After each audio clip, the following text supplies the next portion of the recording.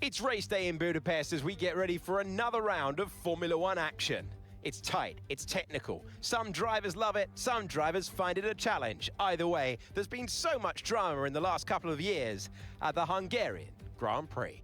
We're about 12 miles northeast of the bustling Hungarian capital of Budapest. We have 14 corners that comprise the Hungaroring, and they are all steeped in history and prestige. Overtaking has always been tough around here. It's a technical 2.7-mile track. The last few years in particular have been dramatic. It's time to see how our drivers are stacking up after yesterday's exciting qualifying session. An immense lap from Aiden Jackson yesterday, and it puts him on pole. And Callie Mayer completes the front row. Considering the rest of the grid, we have Gasly, Leclerc, Alex Albon, and Antonelli, Norris, Russell, Hadjar, Gabriel Bortoleto, Sainz, Alonso, Franco Colapinto, and Ocon, Aaron, Pepe Marti, Zane Maloney, and Lance Stroll. Doohan, Hulkenberg, Lawson, and Ollie Behrman rounds off the grid. Which of these talented drivers will come out on top today?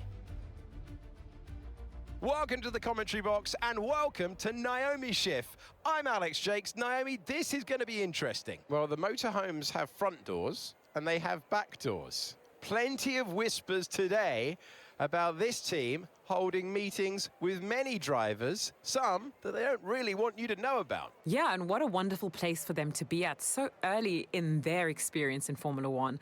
Nobody would have expected it, but truthfully, drivers have their own metrics that they look for when considering a team, whether that be consistency, potential, or even just seeing their growth over this short period of time. To be honest, I think they've ticked quite a few boxes. Here we go then. The formation lap gets underway and the excitement here is building as we near ever closer to the start of the race. Which team will come out on top? Who's got their strategies right for today's race? Well, we'll soon find out.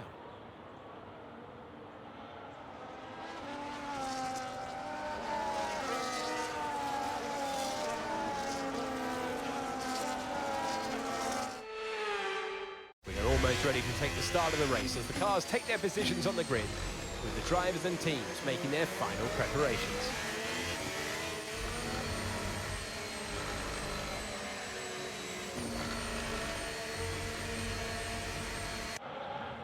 All right, here we are pulling up to our grid slot as George Russell. Not quite where I want him to be with his recent 3-win streak. Hopefully we can get on the podium today. I don't know if we can get a race win. We have the rest of the grid pulling up here in Hungary. Very overcast weather, no rain on the horizon, so that might be a good thing. 5 red lights are on. Jackson and Mayer on the front row. And we are off here in Hungary. 35 laps to race as we move up to Jackson to watch the front of the field. We see a lot of movement in the back. Callie Mayer holding on to the very inside, not going to the outside until very late. 2 by 2. For pretty much the top 10 as we see the grid coming through. Everybody sliding down a single file. The last 6 drivers side by side as well, coming through the first few corners. We're coming down the hill. Very tricky, this downhill section for me through the years. But we can manage. Callie Mayer starting to lose some pace on Jackson. And I did want to remind you guys that the only upgrades that we're putting on the car at this point are R&D upgrades. So there's pretty much no, like, I don't know how to say it. No for sure advantage that we're getting at this point of the season as we look through the grid yet again, coming through the end of lap 1 already.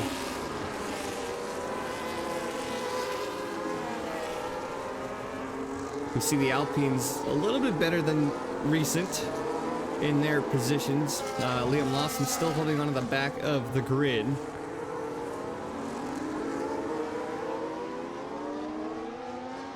We see Jackson already 2 seconds ahead of Callie Mayer coming through turn 1 on lap 2, side by side, Antonelli and Norris. as we see them fighting it out down the hill. Ocon doing in the back swapping positions. A lot of position changes going through so far on this track, and I don't know. This track is pretty tricky when it comes to your setup because you have the straight line speed for the main straight, and then sector 1, and then the end of sector 2 to start the sector 3. But we are still managing as of right now. P8 for Russell, ahead of Hadjar, close behind Lando Norris. Jackson's already 2.5 seconds ahead as he's coming through the final, well, sector 2, pretty much turn 9, turn 10, turn 11 is what we're coming up to. We see him almost 3 seconds ahead as we're closing out on the end of lap 2, and that's going to be spin from Doohan. What's going on here? The front end is up. That's going to be a puncture on the left rear tire for Jack Doohan, holding up the rest of the grid from P14 and on. That's going to be a red flag. Here's the onboard from Jack Doohan. Very surprising to see a puncture this early in the race. It's going to be from coming over the curb there at the end of turn 11. So that's going to be a very early red flag here in Hungary.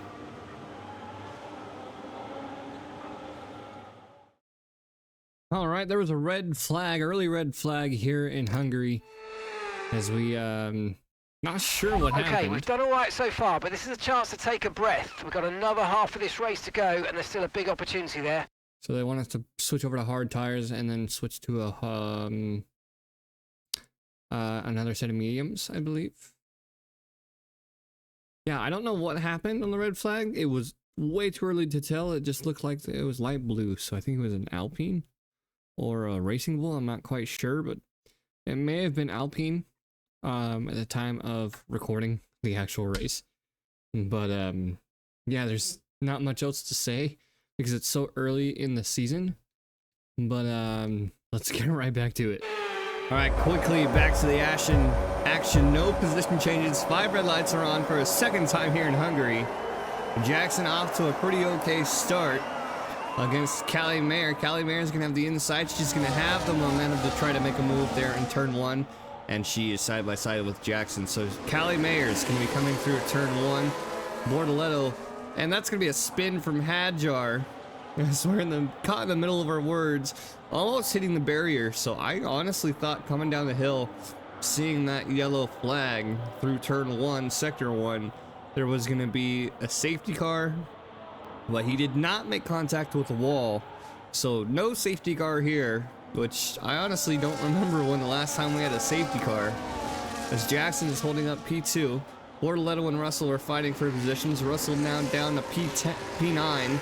Carlos Sainz P10 for the last position for points. Hadjar was running pretty good. I believe he was in the top 10 or just outside of the top 10 fighting for points. And both Alpines now sitting just outside of the points as well, looking to see if they can get any points in this race compared to the last few races where I believe Colapinto was the only one who got DNF'd from a race result. You could hear the engine issues on George Russell's car. We have power output issues as we see him trying to close in on Bortoletto, but that's not going to be enough. He's going to be pulling away as we fall outside of the DRS range. Even with DRS, I believe we had DRS. But Carlos Sainz is going to be able to make a move on Russell into turn 1. On board with Colapinto to see Russell out braking him and hold on to that position here on lap 6. 1 lap complete after the red flag already, and like I'm saying, this left-hander into turn 2 and turn 3 is very tricky to handle for us. The end of lap 6, start of lap 7 is going to be the same situation where Carlos Sainz has better momentum, and we brake late to hold on to that position. We close them off as we are set on holding this position on these hard tires. I believe Carlos Sainz is faster tires. But on board with Aiden Jackson facing off against Callie Mayer into turn 1 on lap 10. We have Leclerc behind, followed by Norris. Watching this battle go underway As we see the top four are starting to pull away. Albon there in the background, about 1.3, 1.1 seconds back. Antonelli at P6. We're still within DRS range of Bortoleto. We couldn't make a pass on that lap, but it's still going to be quite a challenge for George Russell because we have our setup a little bit. Well, we're using the same setup as last season, but we're a little bit more tuned for the straight line speed. As we see Jackson make another attempt on Callie Mayer, this time on the inside of the start-finish straight into turn 1. That's going to be a successful move on Aiden Jackson's part. Almost pushing Callie Mayer outside of the track limits. So we see Sainz and Russell fighting for a position yet again.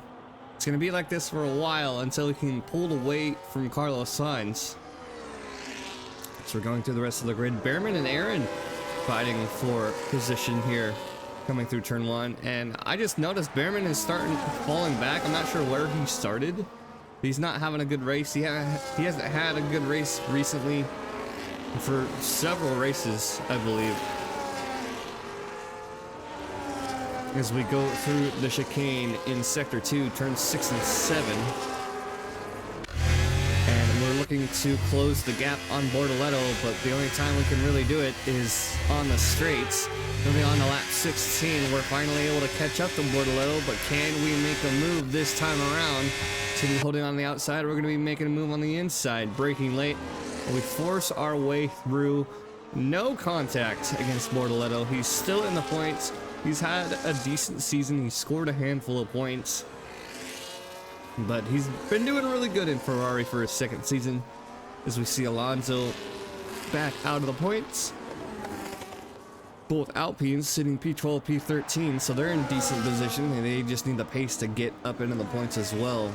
As we're getting pretty close to our one and only pit stops, pretty much, as we're moving on to lap 18 on board with Jackson to see who else is going to be coming into the pits as we go to our F1 commentators. I'd say it's been an interesting Grand Prix so far this weekend. James, what are your thoughts on the race so far? The Hungaroring is always an interesting race weekend. Even though we may not see much action throughout, there's always action to be watched when it comes to pit strategies. And it will definitely be a make it or break it situation with the early red flag we had from Jack Doohan's puncture as we see teams coming in for hopefully the last pit stops of their race strategies today. That's right. The red flag occurred late enough for teams to consider a possible one-stop strategy for the remaining laps of the race. However, this could pose challenges for drivers like Doohan or Hadjar, who had spun in turn 1 after the race restart. Speaking of race restarts, I did notice that George Russell was kind of struggling out there after the red flag. We have David Coulthard here with us. You've driven on this track before. Care to go over what the drivers may be going through currently? Tracks like Hungary demand patience and precision in learning the layout, along with careful adjustments to a car's setup to help the driver master each section and maintain a competitive pace. The circuit features both challenging slow corners and high-speed straights, forcing drivers to find a balance or sacrifice one aspect for another to keep the car under control.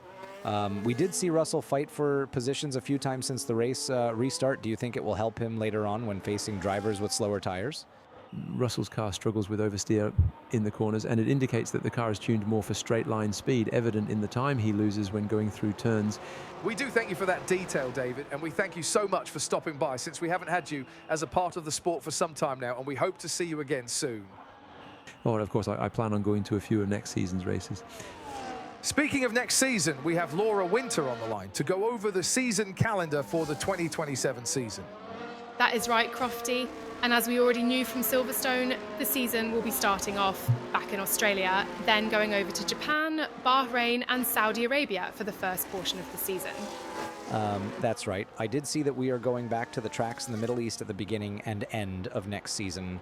Correct, we will get to those in a moment, but I am excited for F1 to return to some of the tracks we've visited this season, such as Miami, Monaco, Spain and yet again, Silverstone. You can never go without Silverstone. Being the birthplace of F1, I couldn't imagine a season without us visiting there for a race weekend. Surprisingly, we go to Silverstone before the halfway point of the season. Then we travel to Belgium, Zandvoort, Monza, then Singapore. And to finish off the season calendar, we finally make it back to the Americas in Mexico and Vegas before returning to the Middle East for the final races of the season, being Qatar and Abu Dhabi. I just realized a third sprint race is added onto the calendar compared to this year's 2 sprints, which will make it interesting since the sprint races are pretty much evenly spaced out, other than Qatar at the end of the season. I do look forward to what Spa will bring with the sprint weekend, being the longest lap on the calendar with the current and evolving tyre compound regulations. The regulations that are in effect for this season have been something to remember. Teams have been able to work on their cars to be able to basically override the need for a 2-stop race, similar to the beginning of the season. Again, it tells us how much work is put into the cars throughout the season. And from what we saw between Silverstone and Hungary, is that McLaren is looking like another strong top 10 finish for both drivers, as we have Zach Brown on the radio from the pit lane. That's right. We are aiming for a double points finish today, which appears likely as long as Carlos can maintain his position within the points. Progress has also been made in optimizing the car for the remainder of the season. Aware of the situation raised by Mercedes regarding Konnersport's potential breach of regulations, teams don't wish misfortune upon competitors, as we hope to remain competitive alongside the teams that are at the front of the championship. That seems to be the talk of the season so far. Do you have any other input on what's going on with Konnersport? Honestly, I don't. The team as a whole is a great environment, and the drivers they've had through the seasons while in the sport have shared their experiences, and it's mostly positive unless you look at the rough start to their first season. I've been at their headquarters before to discuss things with Casper and Devin, and they're running a great team, no doubt. Whatever happens with this investigation, I feel like it may have possibly been from overlooking and missing the fine details on things. We thank you for that honest input, Zach. And I do hate to ask, but we do have Konnersport's Casper Ackerman. How's the team doing with the current situation? The team is doing great out on track. As for the ongoing investigations, the team is cooperating with the FIA to get the issue resolved, and hopefully will come up with a response to the situation before the end of the season.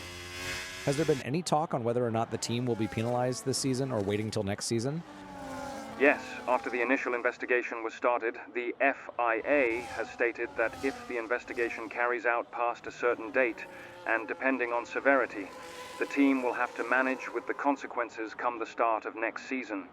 I did want to ask, having both drivers fighting it out for both championships, has there been any pressure that may have gotten to your drivers that you may have seen? They are both under immense pressure, and you can see it at times, but they both put a lot of work into fighting for the championship, so there's not much room for acknowledging how stressful things can get. We are seeing George Russell coming in for his stop, which I believe he's the last one to make a stop in today's race, and he has some time behind him to hopefully come out just behind Bortoleto to fight for a top 10 spot. That's right, and knowing George, he should be able to finish in the top 10 today. Bortoleto is going to be outside of DRS range for George, as he has to wait till that white line coming out of the pit lane, and turn 1 from the pits is already a very challenging turn. That is right. George Russell coming down the hill behind Bortoleto, and about 3 seconds clear of Carlos Sainz behind as we get back to the action. And there's been a lot of action pretty much throughout this commentary segment of the race. George Russell losing position to Bortoleto because of the pit stops. But we are on a faster set of medium tires, so we should be able to catch up to Bortoleto and get at least 2 points on the race. As we see, our top 10 hasn't really changed. And now that I think about it, the entire order hasn't really changed. Colapinto doing still sitting outside of the points, but Alonso is back up in the points instead of Lance Stroll. Lap 31 of 35. We're on board with Leclerc, who's 15 seconds back behind Jackson. That's going to be an engine failure for Leclerc. He's had a tough season so far with the DNFs that he's been getting. Very crucial moments that he's having these issues with the car as we see all the other cars pulling through. A lot of smoke coming from his car as he's pulling off. No safety car, no virtual safety car. As we are near the end of the race, we could technically have gotten a safety car, but they didn't classify it as that severe of a incident. As we a free position pretty much as Russell moves up to P9, Bortoletto P8, and Carlos Sainz will be moving up into P10. As if you guys noticed, there hasn't really been much action. So, final lap, Jackson coming around the final corner of turn 14.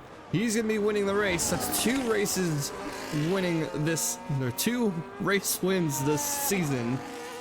So we go on to Callie Mayer leading Lando Norris, who are just now coming through the hairpin of turn 13. And that just tells you how much of a gap that Konnersport's Aiden Jackson had. So see the lap cars ahead. Callie Mayer P2, Lando Norris P3. It will be jubilation for Jackson as he takes the win.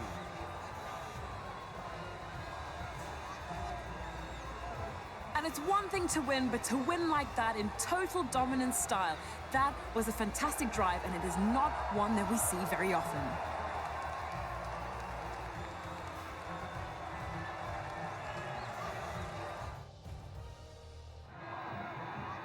Now it is time to start the celebrations as we welcome our top 3.